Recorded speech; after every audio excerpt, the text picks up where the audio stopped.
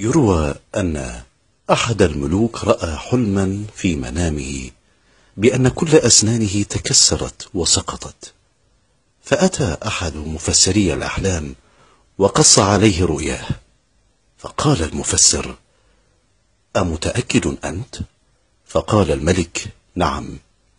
فقال له المفسر: تفسير رؤياك أن كل أهلك يموتون أمامك.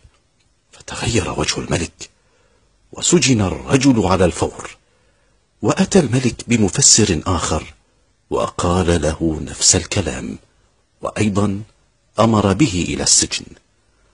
وجيء له بمفسر ثالث وقص الملك عليه رؤياه، فقال المفسر: أمتأكد أيها الملك أنك حلمت بهذا؟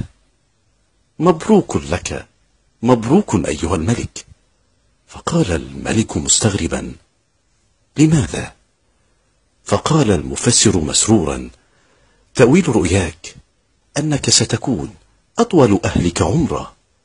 فقال الملك مستغربا: أمتأكد أنت؟ قال: بلى. سر الملك وأهداه هدية.